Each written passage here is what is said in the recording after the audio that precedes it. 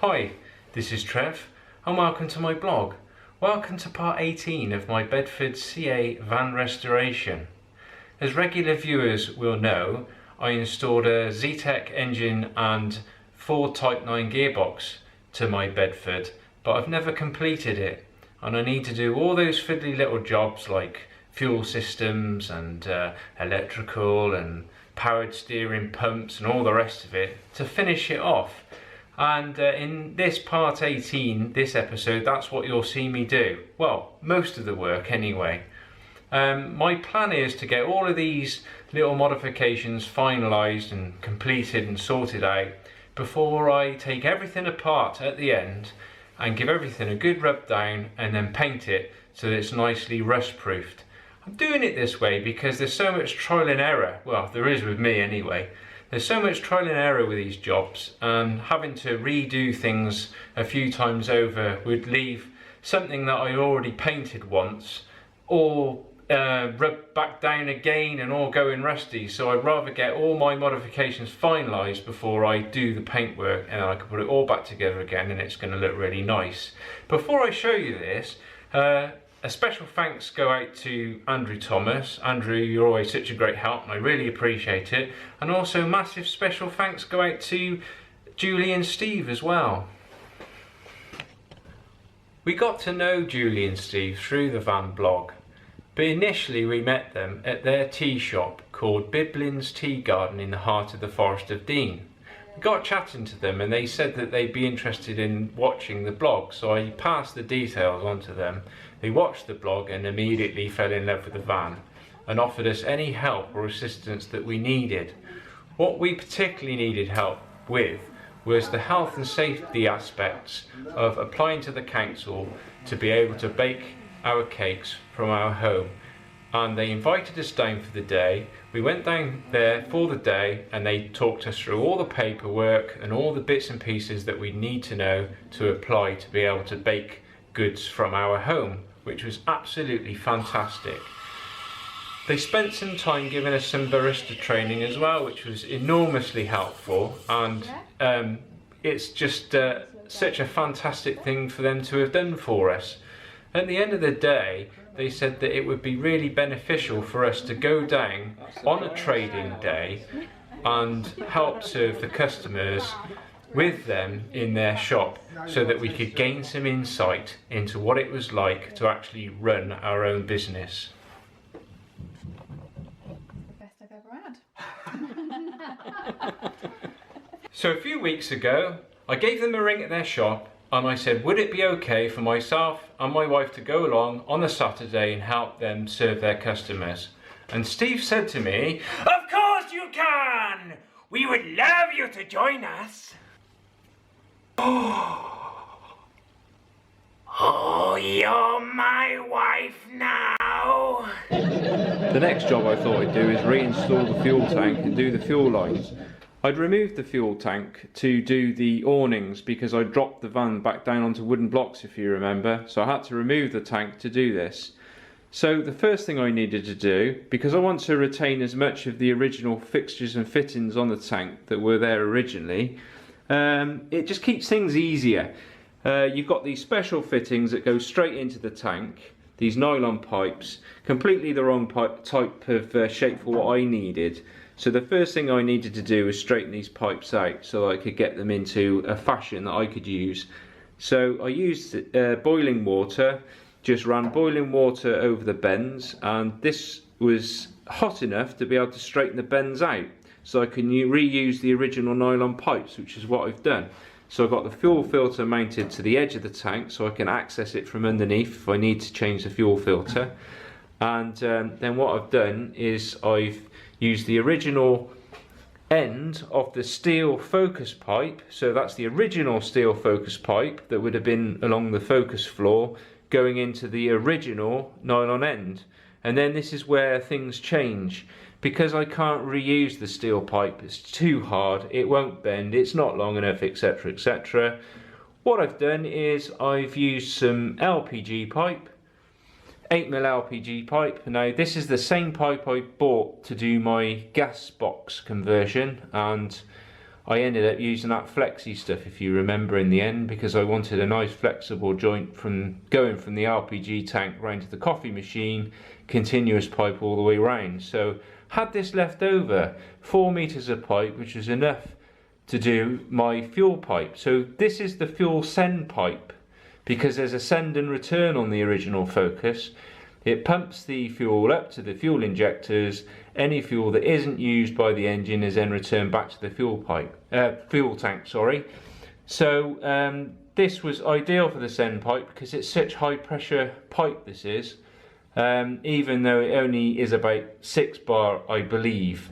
So the LPG pipe was ideal for this. So this is what I've done. I've only fitted the send pipe. I fitted it all the way along. I'll show you the fittings now that I've bought. So here's some of the fittings I bought to fit the fuel lines. I bought these stainless steel P-clips with these nice rubber liner inside, so that when it crimps up on the pipe it doesn't damage the pipe. And I've also bought stainless steel pop rivets to fit them to the chassis, so nothing's going to go rusty there. And then where the pipe goes side by side, where it's mounted down the chassis, because you've got a send and a return pipe, I bought these really smart dual clips.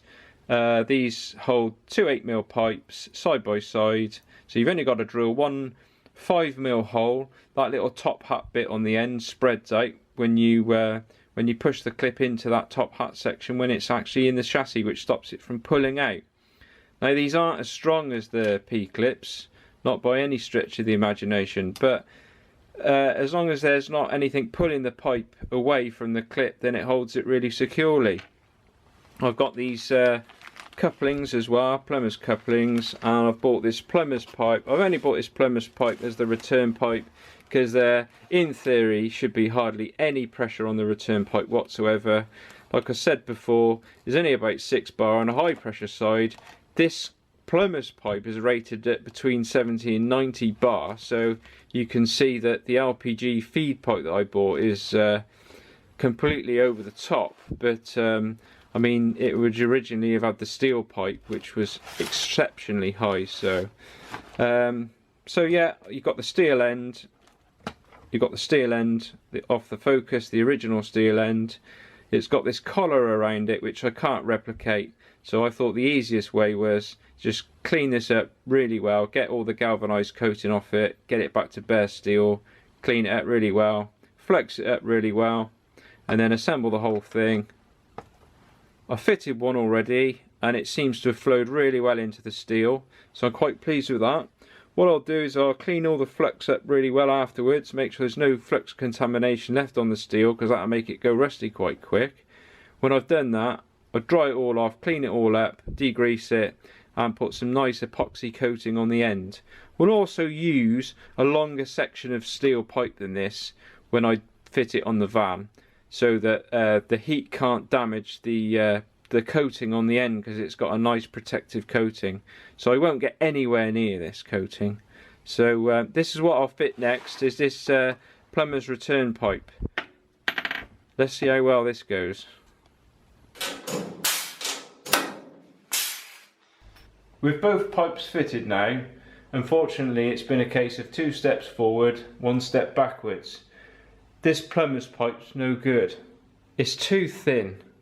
It's 0.6mm, and the RPG pipe I used for the feed pipe 1mm, and what a difference it's made. Although it fitted nicer, as in I could unravel it and fit it into those clips without the pipe wanting to spring back, it's just too thin, and when I try and force the pipe through any radius, it just simply creases and forms like a fold in the pipe, so it goes dead flat. There's nothing I can do to straighten that out once it's done that. I thought I was going to get away with it, but it's happened too many times along the length of the pipe, and it just looks hideous, and I just can't live with it. Apart from the fact that it's going to have reduced flow, it looks horrendous. This is the RPG pipe, the 1mm. You can see how easily you can put a nice tight radius into it without it kinking, creasing, and you can see how this is just creased up. So What I'm going to do is order another roll of LPG pipe, which has cost me another £42 for the return pipe, whereas this cheap plumber's stuff was only a tenner, so you can see why I gave it a go. Something else I've just done, on my soldered fittings, I've just made a cotton wool earbud up, attached to some MIG wire, and then I've put a bit of soapy water on the end and cleaned all the flux out the inside of the pipe.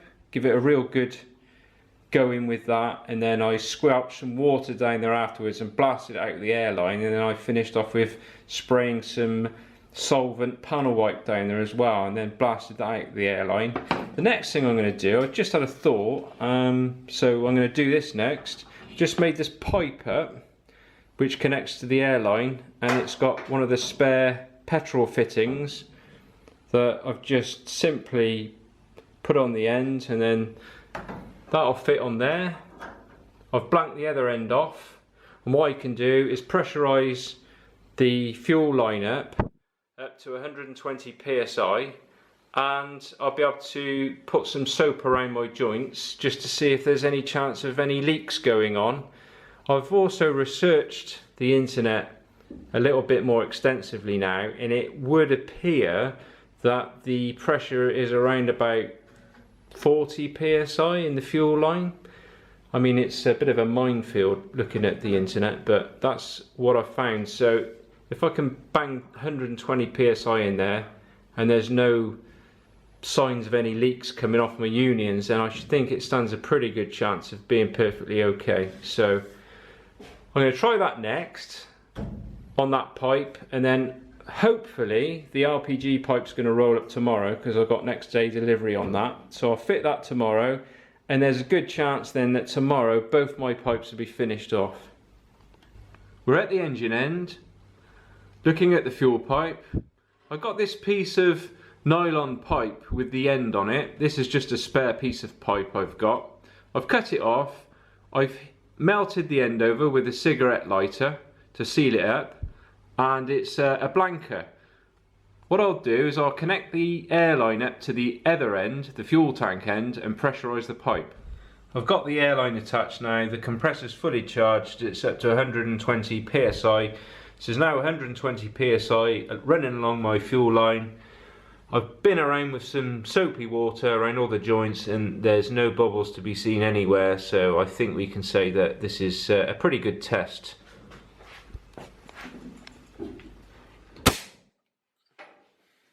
The second LPG pipe has arrived and I fitted it now. So both pipes are fitted, both been pressure checked, and hold pressure absolutely fine. Am I happy with the way things are? Well, at the back end, to be honest with you, I am. But at the front end, that's a different question. This is what the front end looks like. Everything fits quite well. It's laid out and spaced evenly, and a reasonable gap between the bulkhead and the engine. The thing that I'm worried about is the vibration affecting the soldered joints. So I've only got a short length of pipe going down to there. I'll show you what that pipe would look like normally on the Focus. So normally on the Focus it would be like that, and you've got this pipe at the lower end which goes off at a right angle, and that would be clipped all the way across the bulkhead on the Focus, which would hold that pipe dead rigid against that bulkhead. And because it's such a small length and it just goes straight down, it means that any vibration on the top of this pipe will be transferred down to the copper coupling. Okay, so this is a shot from before I've made the changes. And this is a shot of the changes that I've made. What I've done is I've brazed this steel pipe to this big 18 gauge solid plate that's been pop riveted to the bulkhead. So there's no chance of movement now. What was happening before is that these steel pipes in the P-clips were able to swivel slightly, meaning that any movement was transferred down into the copper pipe, which is what I was really concerned about. So what I've done as well is I will use a short run of fuel hose between the steel pipe and the copper feed and return pipes. I've got some internal 8mm diameter pipe, hose I should say, and this steel pipe is 8mm, and these soldered couplings make excellent barbs, so they'll spread the pipe, and then there's a barb on there which will act as a kind of flare, and then with a nice fuel clip on there as well, there's no chance of that coming off. What I'll also do, I haven't been able to finish this yet, but what I'll also do, as the rubber hose comes down here, I'll also attach it to the bulkhead with one of those nice P-clips. And what this will do is this will ensure that any movement happens this end rather than that end, which will stop any vibration from going down into these copper pipes, which is what my objective has been with this project. So while I'm waiting for my hose clips to arrive, my new size P clips to hold the hose, I'm going to turn my attentions to the next project. The next thing I intend to fit is this evap unit. The evap unit was fitted as standard to the Focus, and this hose end here would locate to the inlet manifold down there, and it would normally stand about here on the Focus. Of course, this is no good for me because it means that it's stood in fresh air and probably where the radiator is going to go, so I need to reposition it. Where I intend to reposition it is up under here. This is a real neat place for it to go. The space isn't currently being used for anything else. It was used originally to house the throttle linkage, so that can go up under there out of the way, and I can bend this pipe by using some hot water as well, so I can reposition the pipe, make a nice bracket up, put that under there. Now this evap unit, what its use is it recirculates the evaporated fuel from the fuel tank. I remember saying in a previous episode that the Focus fuel tank is completely sealed, which it is. So the evaporated fuel gases go into this. This is a charcoal filter, so the evaporated gases go into the charcoal filter. The evap unit then sucks them out of this charcoal filter, pass them into the inlet manifold, and they're just burnt in the engine. So what I've got to do now is I've got to make a pipe, plumb a pipe into this, and post it all the way back up to that evap unit that's going to be sat near the engine. I've made mounts for my evap unit and bolted it in onto the original rubber fixings that come on the unit originally. It fits in there so well, doesn't it? If I just come up, it doesn't intrude into the engine bay at all, and that's a dead little space really, so that's worked so well. This vacuum pipe, I've heated it and bent it so that it goes nicely round to the inlet manifold. So the next job I need to do is to make a pipe that's going to go all the way from that charcoal filter on the fuel tank up to this pipe here. So a bit more fun to come yet.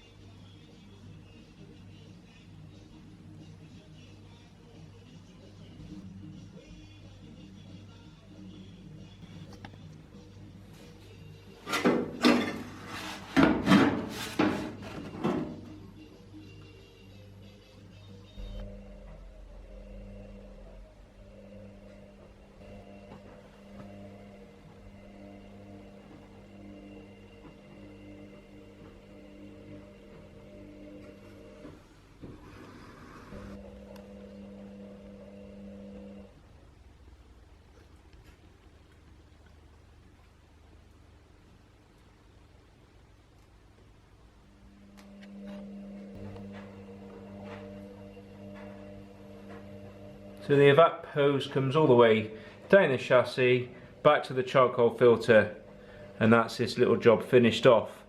I've also rubberized the rear pipes to the fuel tank now as well, the same as I've done the front.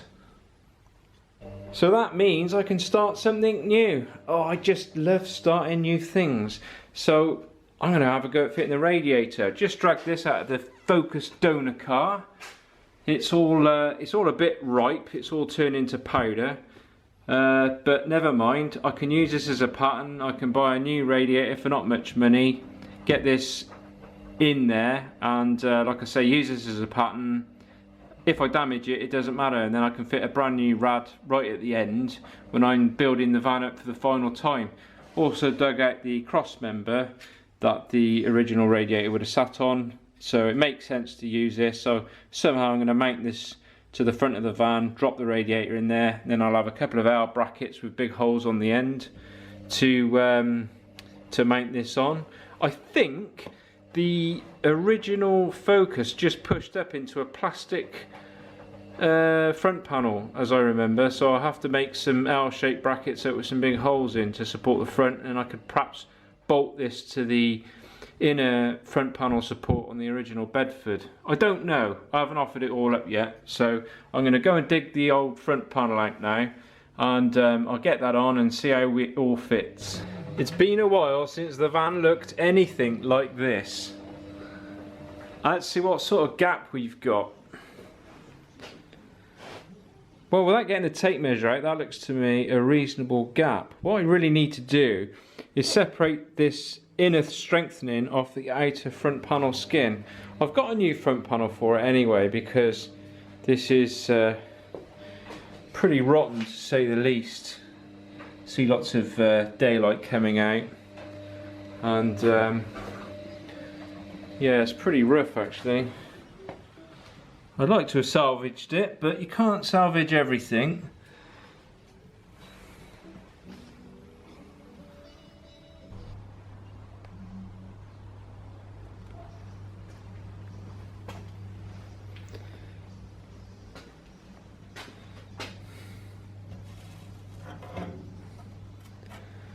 Usual thing. So when I originally decided to fit this engine, I fitted this engine with the pulley ending at the same place the other engine did. I couldn't really take the engine back any further because it was crashing into that floor cross member, so I kind of decided that this was a place it was going to have to go. Because I've done this, it means that the radiator on the Focus is much deeper because of the associated cooling fans and everything else. So it looks like I've got more space than I actually have. So I don't want to have to redesign a complete front panel for it, so I'm going to just make a few little changes. I've also just cut this rail, just cut the ends off, and this fits rather nice on this front cross member. I'm going to just tack weld it for now. I've got it in quite a nice place actually, so I'm going to tack weld it now, and I'll just show you the mods I've made on the front panel. I've had to remove this brace from the inside of the inner front panel, so I've taken that brace off because that just hits the radiator itself. And what I've also done is I've just notched a little channel out of this little front cross member as well. So what I'll do is I'll cut the back out of some box and weld it in there afterwards to re-strengthen that hole. Let's offer the radiator up now and I'll show you what it looks like.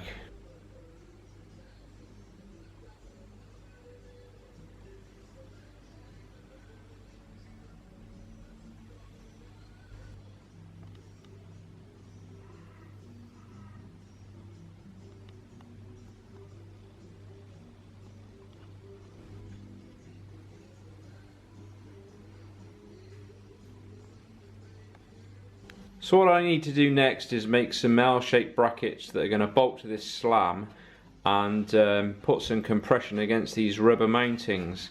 I'm a little bit worried because there's not much strength in this panel, so what I'll probably do is brace it this side and that'll strengthen that up no end, and then make something as fairly basic as I possibly can to just hold that down.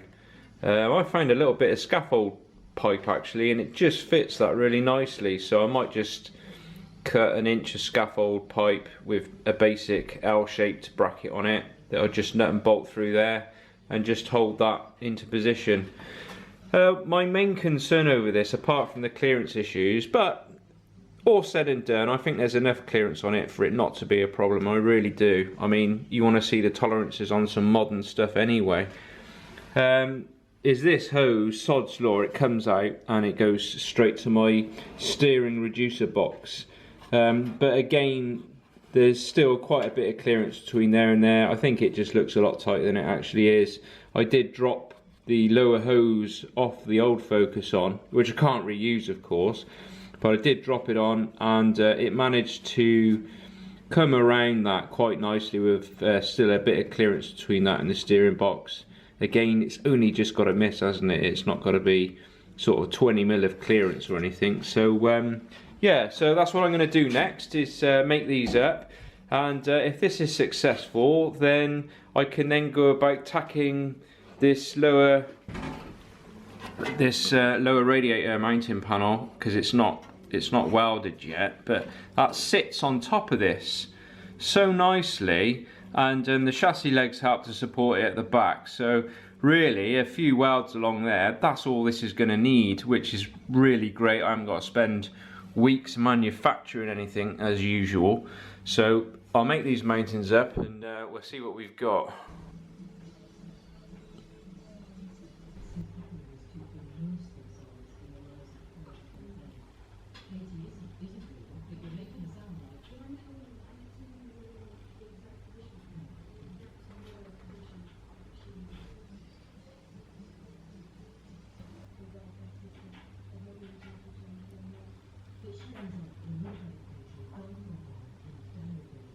Came from round here, she said, abruptly closing the door.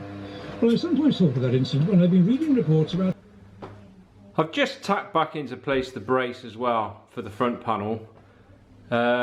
Big problem with putting this brace back on was you can't get the bolt in and out then. So what I've had to do is put a kink in this brace so that the bolt misses it. I'm not sure whether this is going to hinder the front panel or the powered steering oil cooler that I want to fit in front of here as well. So that'll be dependent on whether I take this out or not, or leave it in. So I've just tacked it for now. We'll have a look at the mountings on the top. They're all finished. So this is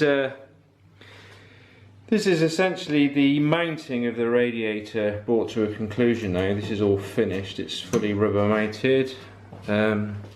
I've also finished the little bit off there as well, boxed that in nicely so that the it follows the contour of the radiator around, so that the plastic part or the aluminium part of the radiator isn't going to clatter against that little cross member. Right, the most logical thing for me to fit next would be the radiator expansion tank, and my goodness, look at the size of this thing. How on earth am I going to fit it into that tiny little space?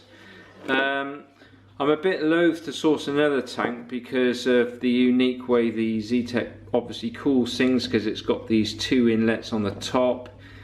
Can't really remember seeing any other cars with this kind of configuration, so I'm going to try and squeeze this in somehow. The other thing that's worrying me about fitting this is another spanner in the works. Looking at the original bonnet, is it's got these two hinges that stick right down into the engine compartment. Of course, I want to mount the expansion tank fairly high up as I can get it under the bonnet. So I've got, you know, the head of water is a lot higher than the head of the engine because it won't bleed otherwise. Have got a later one-piece bonnet I could use without these hinges on, but then of course I'm going to spoil the look of the van because this bonnet is so unique, having this tiny little access flap. And I've also managed to source a brand new chrome handle for it, which is going to set it off so nicely.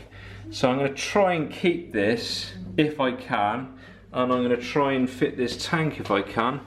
Let's see what I can come up with. I think I've cracked this expansion tank job, But before I show you this, I thought I'd just show you the front end. This is the new front panel, well, second hand new to the van. I've dropped this on for a number of reasons. One of them being I wanted to know how much space was left in here. So there's more than enough space to do my powered steering oil cooler assembly that I've got to fit. So I can now weld this brace in properly where it is, which is quite a nice relief. The other thing I thought I'd do is I thought I'd get on and bolt the front panel to the inner wings just in there, because the shell isn't actually bolted to the chassis properly.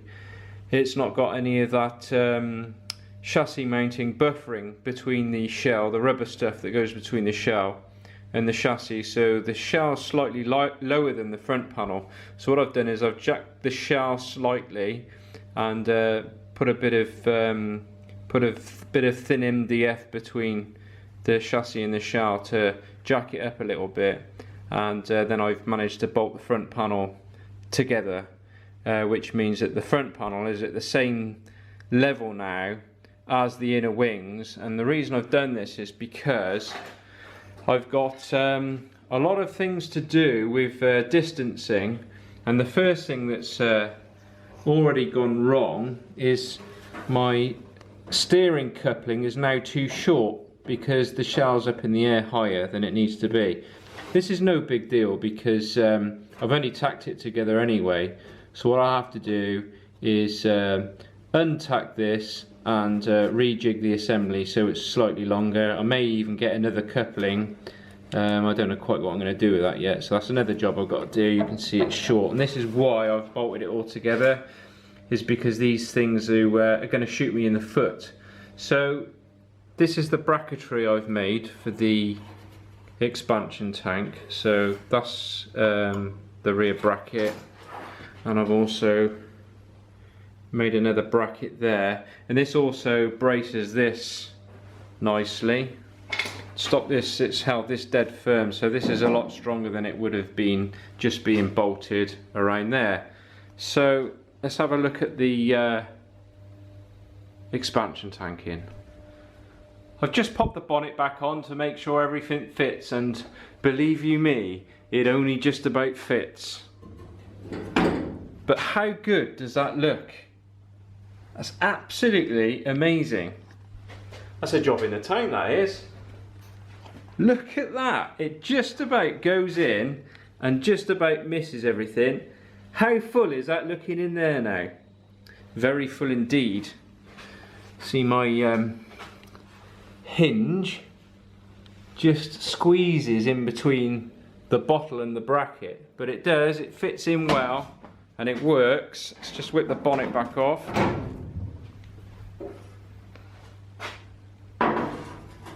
There we go, view with the bonnet off now. Look at the shape of the bottom of the bottle compared to the radiator and everything. It's almost like it's made for the job, which of course it is made for the job, but I have mounted the bottle around the other way than it would have been in the Focus. So yeah, it goes in. There's enough clearance for the pipes on the top. The feed pipe at the bottom does come out and crash into this panel. So what I may do is just take a little bit out of this panel, put a bit of a box into the panel so that it takes the pressure off the pipe pressing against that metal. I don't really want it doing that, but it's in there. It's higher, slightly higher than it would have been in the Focus originally, so I shouldn't have an issue now with the head of water being too low. It should actually be okay for the job now. So dead chuffed. Don't know what I'm going to do next though. So here's a shot from on top of the expansion tank.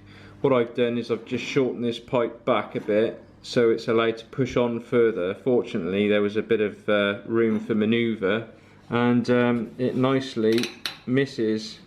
It's not hard against that flitch anymore. If I put some ties on there, then it'll just stop it from rubbing away.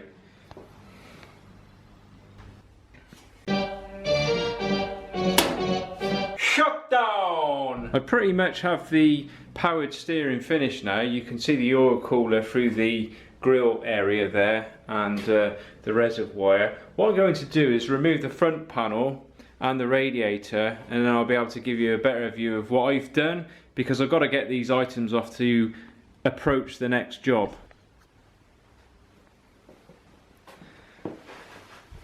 The oil cooler is the standard oil cooler that I took off the Focus.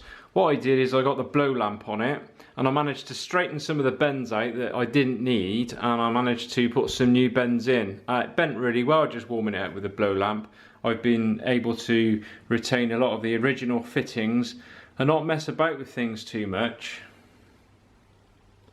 I'll just show you the other side of that. So this is the return pipe from the powered steering. So this is carrying hot fluid that's just come out of the rack, and then it's cooled down before it goes back to the reservoir.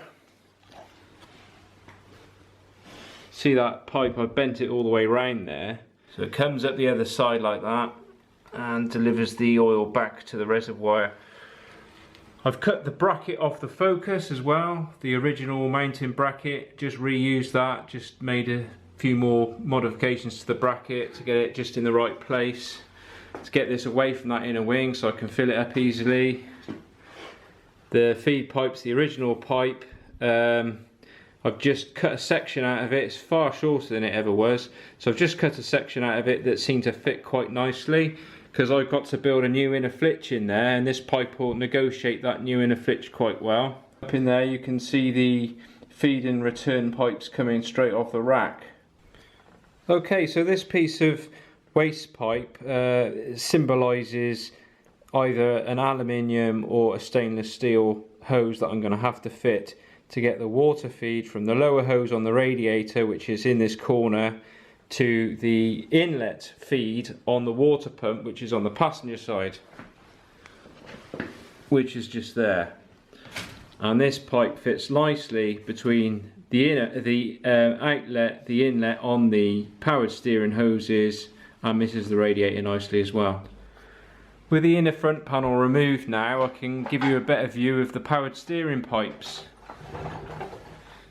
This is the return pipe, the low pressure side, with its quick release coupling that goes straight to the oil cooler. We follow it down, it goes all the way down there to the rack. You can just see at the end, it's just Jubilee clipped to the original Corsa B outlet pipe, which was held on with a Jubilee clip before, so no problems there whatsoever.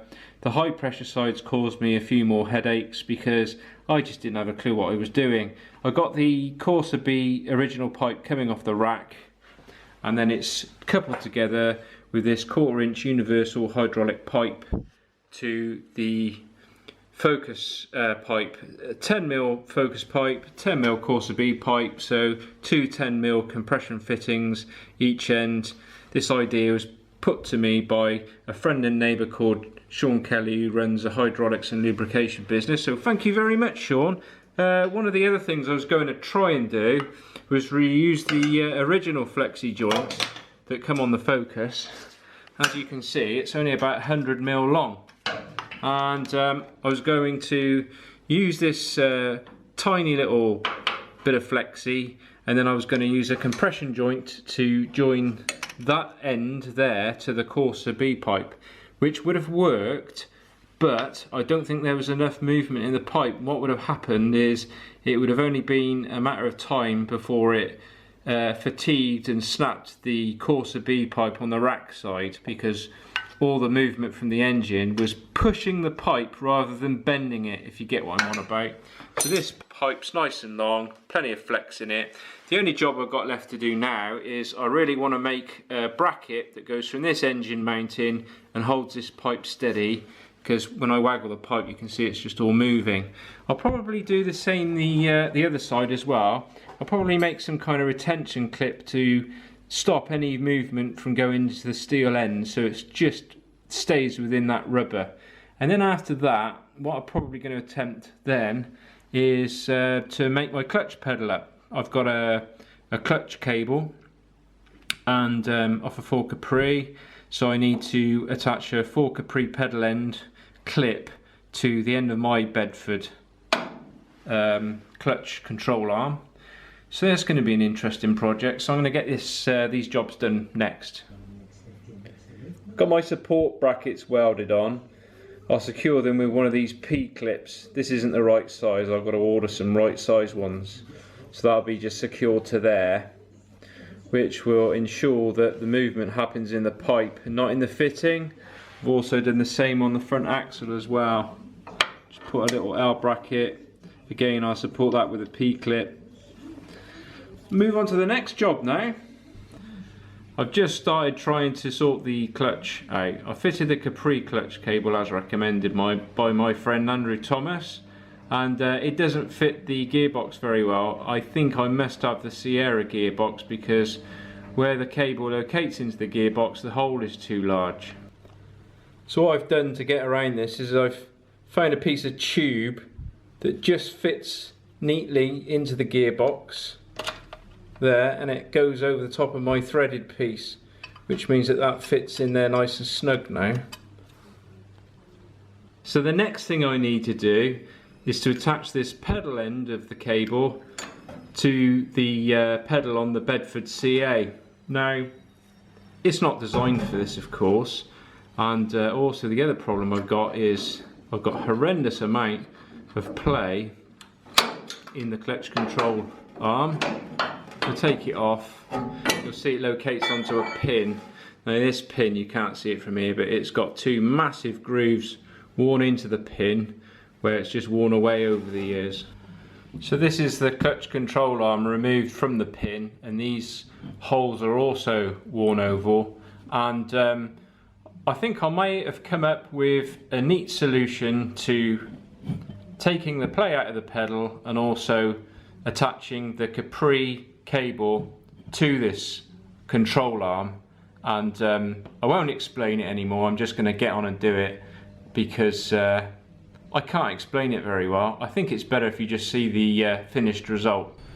The first thing I'm going to do is cut this old door hinge up and make use of these two holes.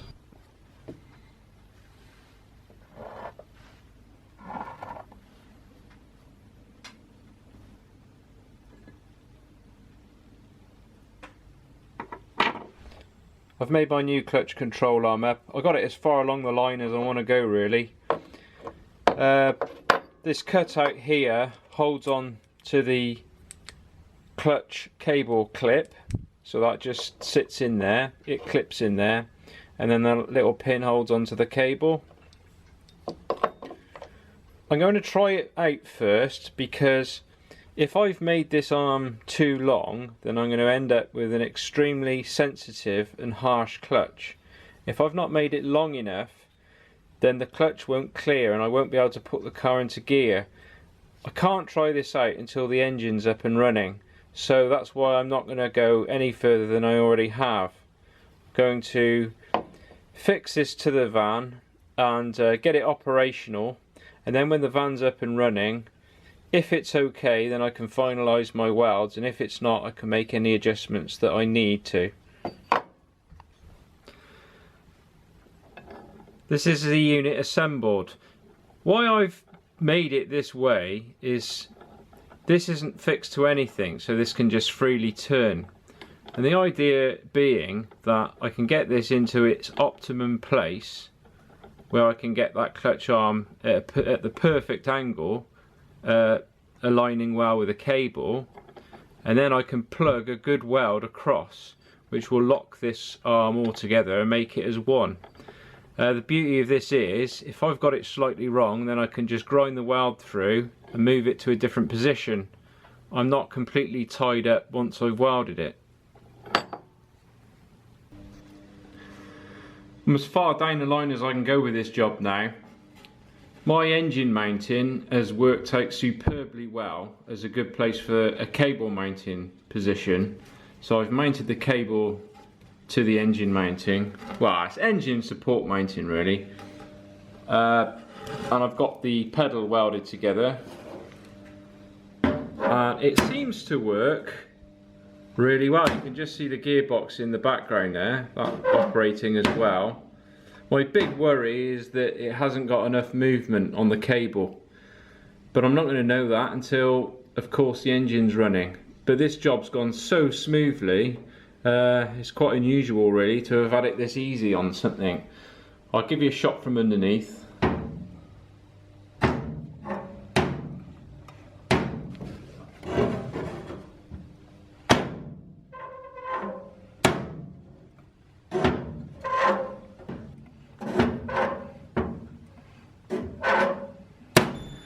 Something else that's worked out really well with this job is I've managed to take the huge amount of play that was in the pedal before. It's just got the tiniest amount now.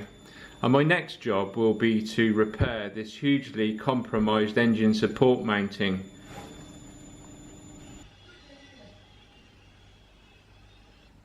These hotbeds of urban culture. So in Cape Town, you have District 6.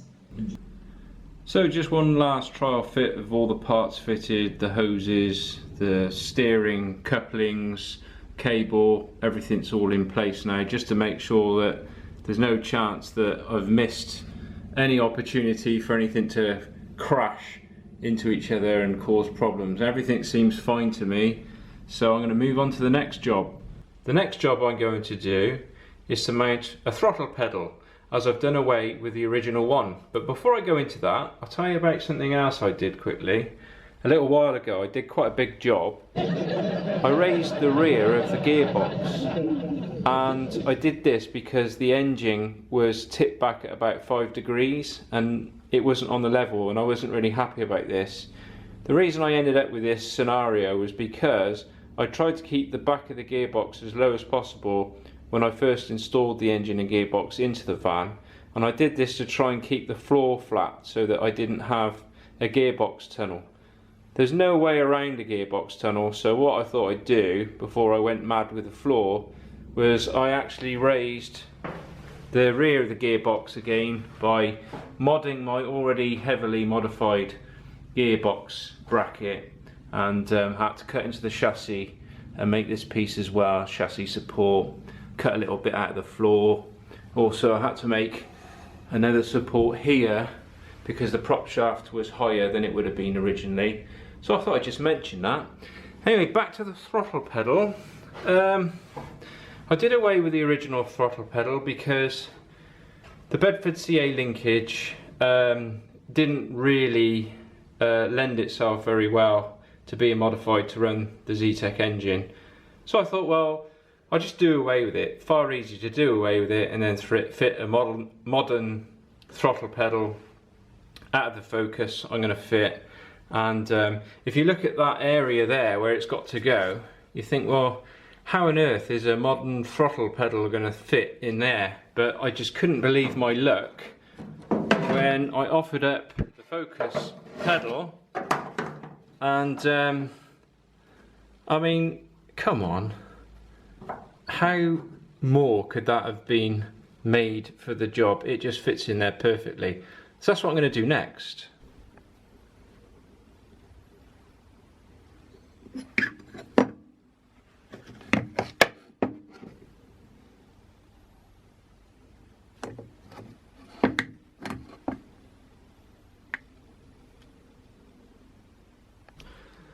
For a little while now, I've wrestled with the idea of keeping this the vent flap in the bulkhead.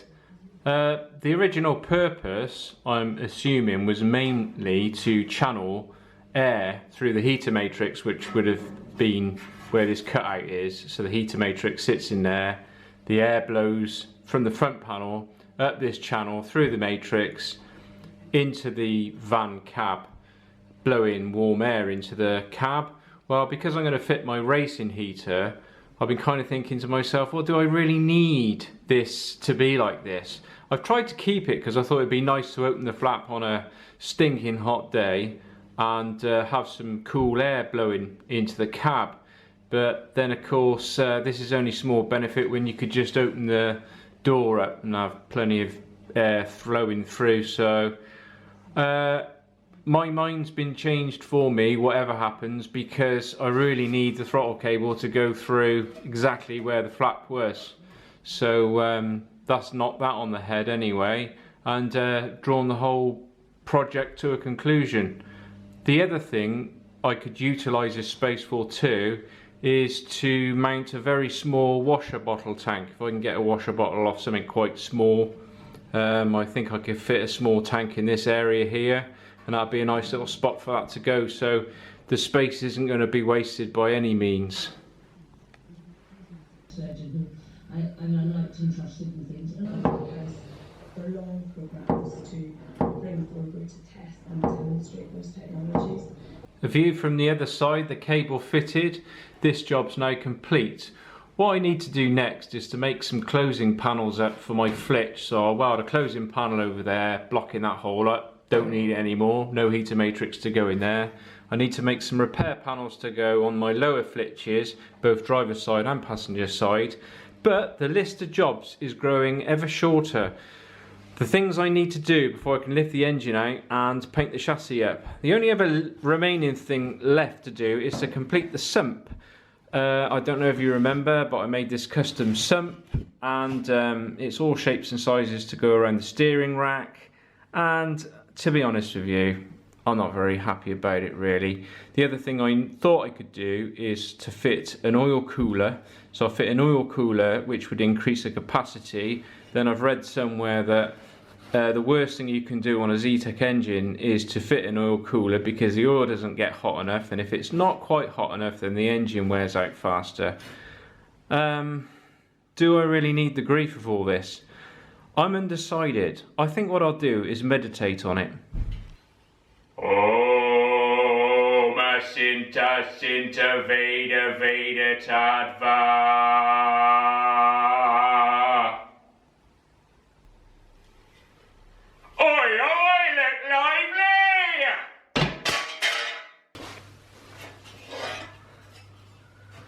So since my meditation breakthrough, I've come up with a brilliant idea. I've worked out a way that I don't need to use this sump anymore, and what's more, I'm now 99% sure that I won't even be using this engine. Anyway, that's all we got time for. I'll catch you in part 19. Bye for now.